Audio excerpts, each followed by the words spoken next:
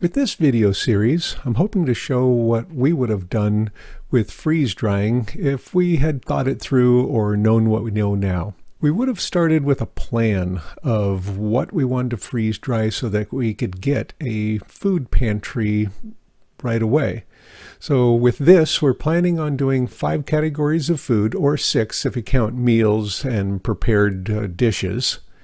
And we'll do 10 pounds from each category, one at a time, so that we get a full mix of items before we're finished with it, instead of just randomly freeze drying stuff like we've been doing for more than 4 years.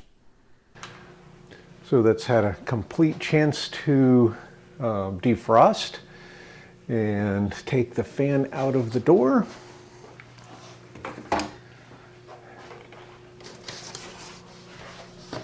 All right, and then I have the thermometer. This is the one that goes to 40 below, and I put it underneath so that I can see it from the window, but it ends up with the thermometer tip coated in or embedded in the ice underneath, so I get a good feel for what the temperature is in that area. Okay, next, go over a bit of what I'm going to be doing. I have a power meter hooked up, and I'm going to track the kilowatt hours. So all of the things I'm going to be tracking, and I'll put this on screen and we'll discuss it. So I'm going to track batch number, what it is, the date that it went in, the weight before it goes in, the weight after, the number of bags I make out of it, the total time, and also the kilowatt hours. And then you could calculate out what that would have taken for power costs in your area, because of course electricity costs are different everywhere.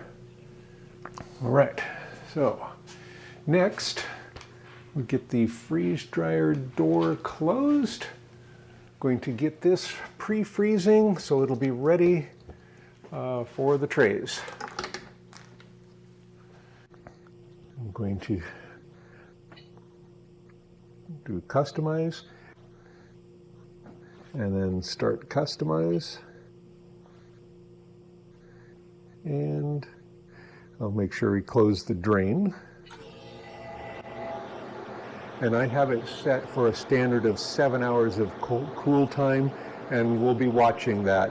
Right now it's 67 degrees in here, so of course it's 67 degrees in there.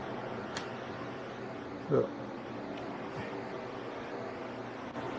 one of the things I'll check for is to make sure that it is sealed all the way around. It's not a perfect fit sometimes, and there's 2 things that I can do, because I want to make sure I see that ring all the way around, and hopefully I can see that in there. Probably can see it here, so if you get it at the right angle, you can see it all the way around. I use a little palette knife, and I just put it in there and give it a little twist until I see all of the ring from the gasket. Hopefully yours is milled so perfectly flat that that's not an issue.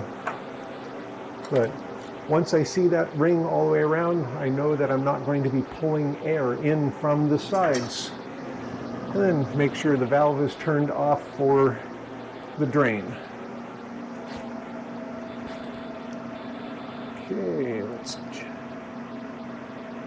Okay, and there's my drain valve, and it's turned off. So I'm just going to wait until it's down to below 0. And now it's 57. And I don't know, does everybody know where their temperature probe is? Let's see if I can show that. Okay, that little lump right in the middle there, it's on the bottom of the second shelf up on mine, and that bump right there is the temperature probe. So that's where it's measuring it. So it's measuring that shelf temperature. Okay, it's down to 54 degrees. We'll come back in a little while and then get the chicken in there. As it so often happens, I got sidetracked and it's been almost an hour and 20 minutes, but it's really cold now and ready to put the food in. So the first thing going to freeze dry on this list is chicken. I'm starting at the top of my list and going down the list. All right, this is just a piece of corrugated cardboard to help keep the trays insulated from the tabletop, because these have been in the freezer. I store them in there if I'm not actually actively using them. So, and my trays are also numbered so that I can keep them separate. And 750 is the weight of this tray if it doesn't have the paper on it. So 755. So I'm going to record all of these, the information on this. So the tare weight on that one is 755. And I work in grams simply because it's a smaller scale. I like that when I'm dealing with the freeze-dried stuff. But I go back and forth constantly, so I just really don't care what scale I'm using. So now I'm going to try to get 2.5 pounds of chicken on this one. So I'm going to tear that out and temporarily go to pounds. And the chicken is cold and frozen. I did a box of this earlier. I can probably show a picture of the box.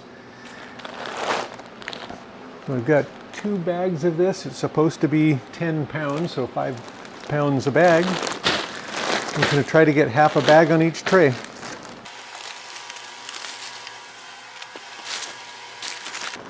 And I'll just kind of pile it up first and then I'll level it out.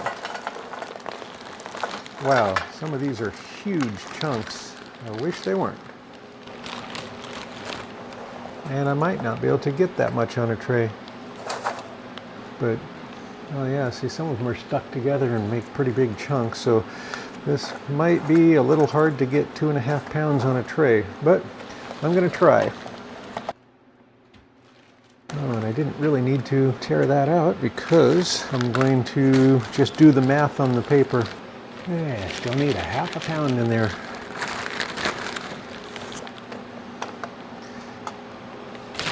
Yeah, I was afraid of that with the size of these pieces, that it might be difficult to get the whole part on there.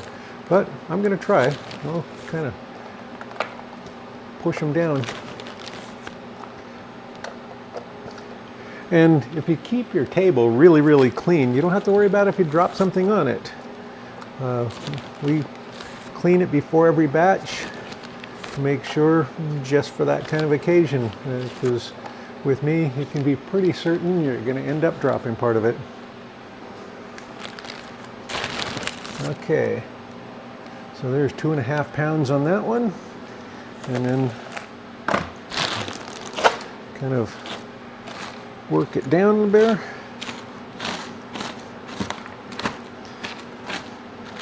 Yeah, smaller cubes would have fit easier, but as long as it'll fit in the space, I'm not really terribly concerned.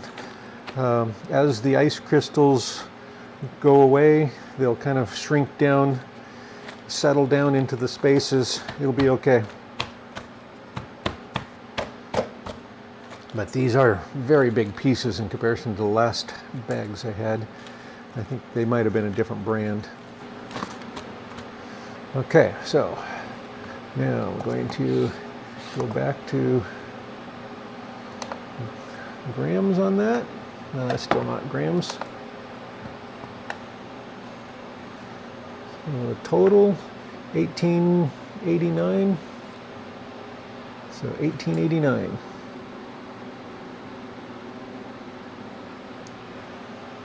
Okay, tray number 1. All right, now tray number 2.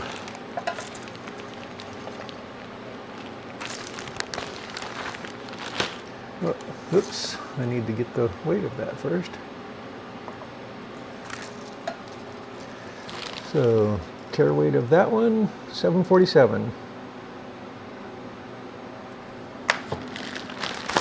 Okay, and then again I'm going to double check, see if I have 2.5 pounds.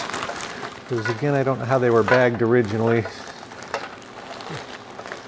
Because they were in a box that said 10 pounds, but I don't know if that means that each bag had 5 pounds, or if it's just the totals.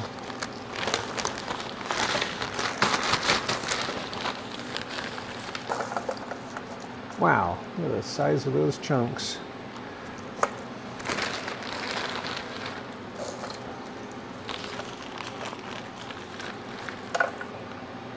Okay, I'm gonna set it off here so I can get the remaining bits out. You can see some of it's just like a bunch of ice pieces. I do not want to put that in there. I'd just overload the machine. So I'd rather get some chicken out of the next bag if I need to. Okay, yeah, I'm not going to bother with that ice bits. So let's see what we've got. So I still need a 1/2 ounce in this one.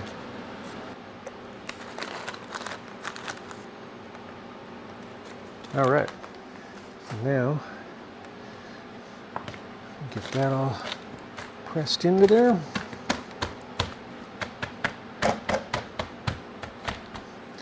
Yeah, this is definitely an example of kind of overloading, but there's not huge amounts of moisture. There's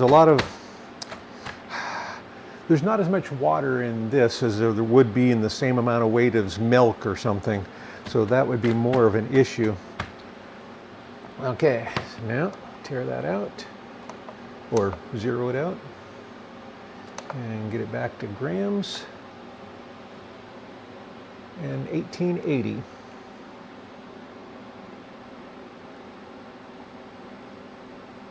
And of course they should be very similar. The difference is the tray itself. Tray number 3. 742 grams. Okay. And I'm going to,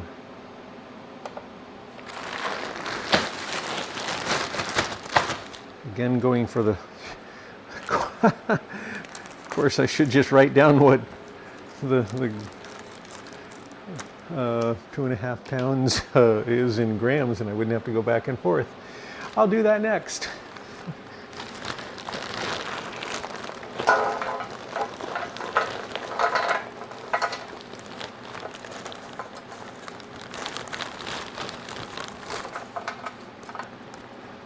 Okay, I want as close to exactly 2.5 as I can, because I want to switch to grams. I should have looked that up ahead of time, because I'm going to be using 2.5 many, many times.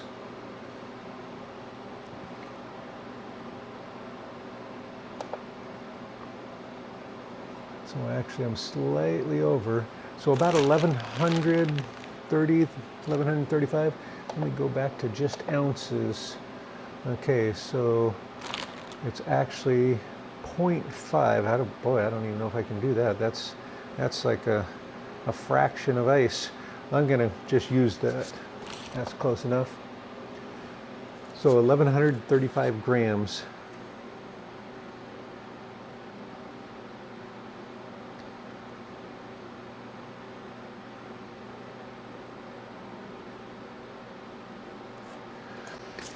Okay, so then, again, kind of squish that down and get that back so I can have the totals.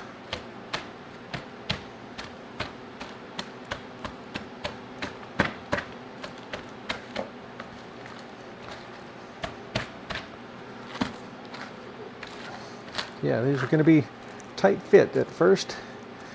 With most of the items, they won't be this tall, but this size of chunk, it doesn't really smooth down there very well.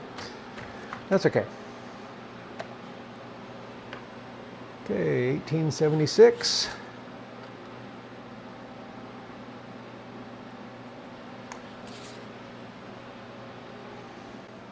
Okay, and the final tray. 750. And that is tray number 4. 750. And then we're after about 1,135 grams.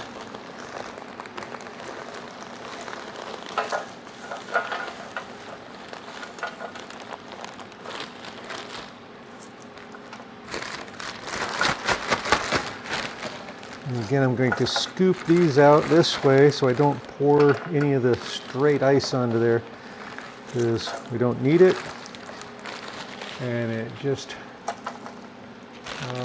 adds to the water weight without adding to any of the food.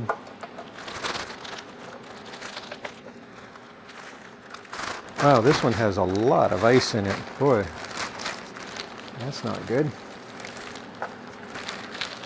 I need a colander or a strainer or something and sift out the ice, or sift out the chicken from the ice.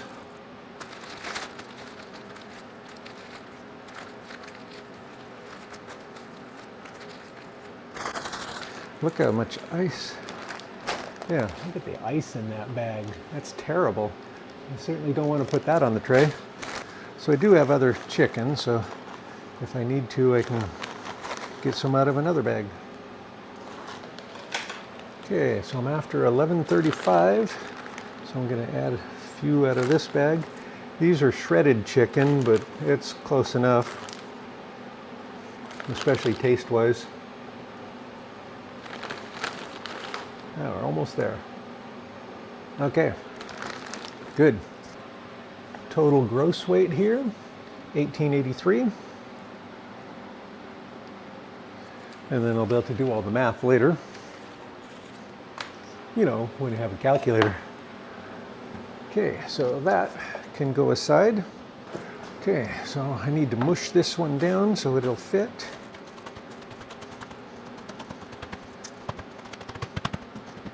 All right, now, one more thing before we get them going. So I'm going to be putting thermometers in each tray. So I'm trying to get it about 2/3 of the way down, so 1/3 off the bottom. And with some of these pieces this size, if I'd have planned ahead, I would have actually drilled into the piece so that it was actually inside it. And it still should. Geez, wouldn't be a big deal. I'm going to go ahead and do that. Okay, I've got my drill bit. I bought this specifically for this, so it's long enough to go into the blocks of food when I'm doing the big blocks, and it's the same diameter, or just barely bigger than the probe piece is. So I'm going to just stick it into one of the pieces.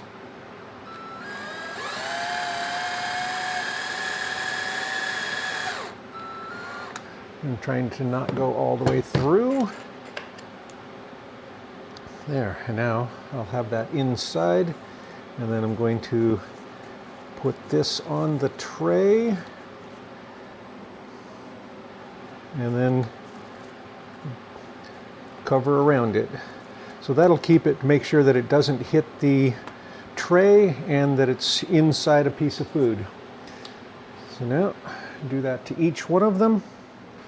So I'll do the same kind of thing. I'll find a kind of a big piece and put it right inside.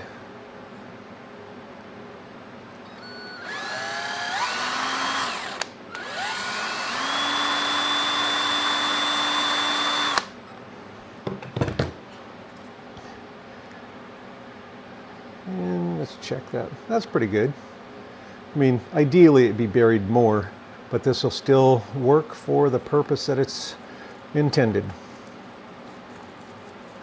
Again, get that into the tray.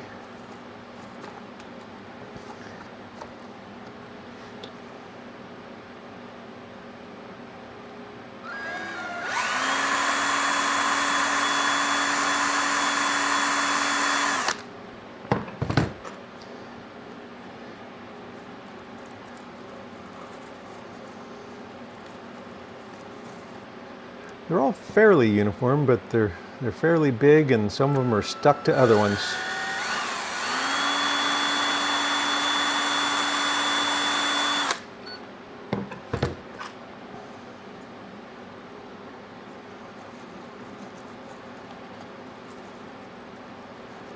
Come on, get on in there. Okay, there we go. Now we'll get them over to the freeze dryer. Whoa. So it's been pre-freezing for now an hour 52. It's -40 at that spot where the thermistor is, the temperature probe. And then we'll look inside and get that loaded. We just wheeled the cart over. Let's see if we can show that. Yeah, so there's the cart with the 4 pans on it, the 4 trays. Okay, now, yeah, and the seal around the edge is looking real good. It's actually vacuumed slightly, just simply because the air got cold and shrank with the valve turned off, the drain valve. But it's not too much, it'll pop open. And this is not anywhere near as cold as that right now. So this seems to help quite a bit. During this phase, during freeze drying, it shouldn't even matter because there's no air to transmit the heat, transfer the heat, I guess. So it shouldn't really matter much. Okay, so now, so this thermometer's upside down in there. Okay, so the thermometer underneath currently shows about 38 below zero.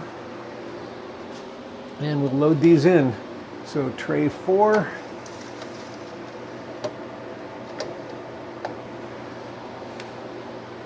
And 3. Yeah, it's pretty full. We'll weigh the water afterwards and see if I've overdone it. Maybe I need to go to just 8 pounds. But for chicken, I should be fine at 10 pounds.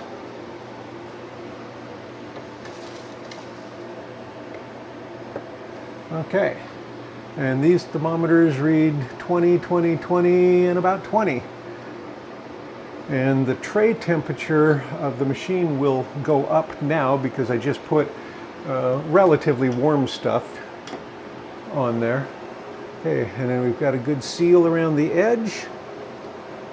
Yep, looks good. Okay, get this cart out of the way. Whoa.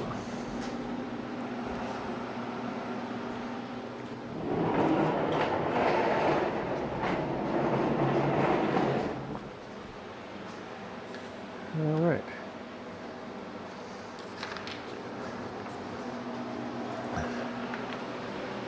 So and I'll print up a nicer one of these so I can fill in the blanks, a nice little chart to chart it all. But I'm going to use the time that I start the freeze dryer as my total time, not when I just put the food in, because, I'm using that for pre-freeze time, so it's part of it. Okay. So we've got almost 2 hours total of time so far. And so I'll write that on here, the starting time, in case for some reason I lose that information. Next thing I want to show, okay, so that's going fine. If it didn't, one of the things I like to do is to make sure that's sealed. If I understand right, if you have the oilless pump, you won't create a vacuum in here during this period because it doesn't have a check valve. The oil pump has a check valve to keep the air from going out, well, actually to keep oil from coming back in, which would be a disaster. Okay, so one of the things you can do, if you're a control freak like I am, is you can use this drain hose as a straw and actually suck some of the air out of the chamber.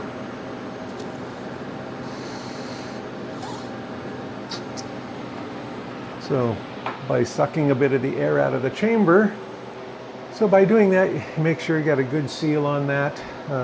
And it's really not super important, except for with the freezing, that seal's going to get pretty cold. You might have a little bit of ice around the inside of it, and it'll have a little bit harder time pulling the vacuum. But really not necessary. I haven't really had any problems with it. I just like to make sure, then I know that there's no leaks. Okay, next thing. I showed it before I turned the machine on. And so with just the display on, without it pulling or running the refrigeration unit, it's running about 3.5 watts, if I remember right. So with the cooling unit going, it's running 270, about 276. And we'll come back and watch when we turn the vacuum on when it's cold enough. So it's -2 right now, and again, that'll tend to climb up a bit after you put the food in, because the food is relatively warm in comparison to the rest of the freeze dryer. Our freezer is about 5, somewhere between 0 and 5 degrees, but by the time I transfer it to the trays and get it in here, it's usually getting up 10 to 20 degrees. So it's still well frozen, but it's not as cold. Okay, so we'll come back when it's time to start that. And it's cold. It's been 6.25 hours so far. I probably could have started it a while ago. It says it's -50. Might be better without that. So again, 6.25 hours, says -52, 53. It bounces a bit once it gets that low, because I don't think it's calibrated or meant to go worry about that low. But I can also see the trays in there. But you can't, because I'm not pointing that way.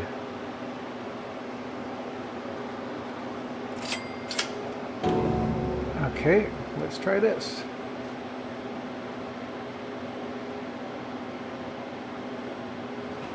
Okay, so these trays are all about 40 below now, or a little more than 40 below. These thermometers are only calibrated to 0, but I know from experience where it goes to, it goes clear down to the bottom of it, about 40 below. And the thermometer in the very bottom, which is hard to see right now because it's a little bit frosty on the inside layer of glass, it says it's 40 below in there, or a little lower, so it's ready to start. But before we start, we need to go see the power meter.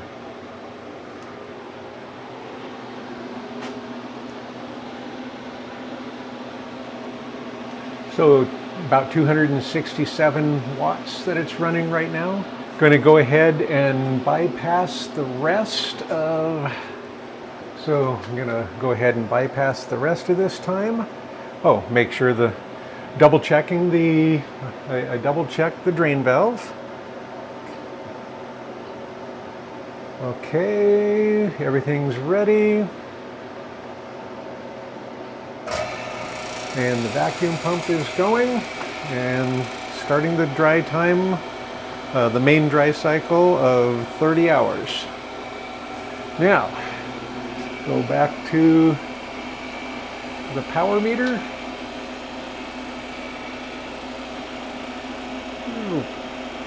Okay. So it jumps up to just over 700, and then as the vacuum is pulled, it will lower down a little bit because it'll be less strain on the vacuum pump as there's no air to push out. It'll keep dropping down. Boy, I should have had 2 cameras so I could have shown both of these. Well, shucks. And unfortunately, as loud as can be in here now. Okay, that'll keep dropping down to about 550.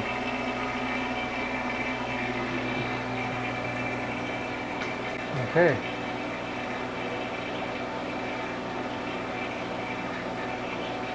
So 2 minutes in.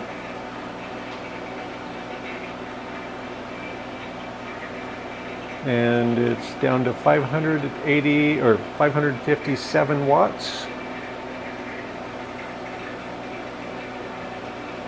Then once it gets down to the 500, the heaters will come on and the wattage will go up.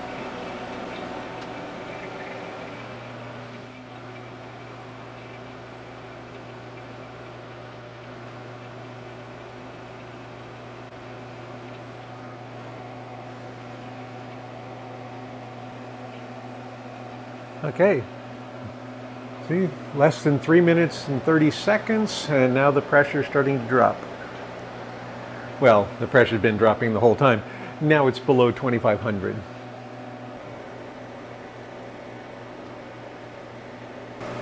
Okay, it's about 503 watts of power using and bouncing up a little bit. And I think that's where it bottomed out before. It was about 505.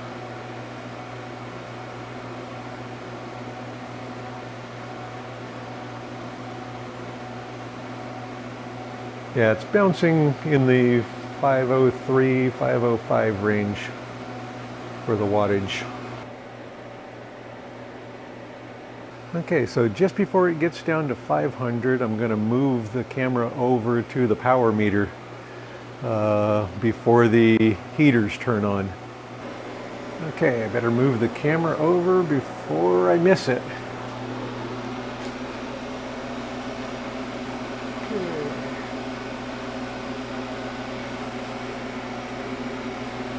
Okay, so 506, 505, 54, 53, 502, 500. And there the heaters turned on. Okay, so it's at 1245 watts right now. And last time I saw it, on the last time I used this, it went up to about 1300. So I would expect somewhere around 1300 for the maximum amount.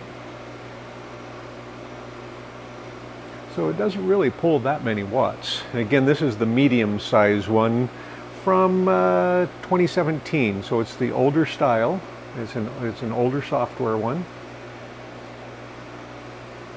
So it has 4 trays, so it has 5 of the heater pads. So they appear to be 150 watts apiece.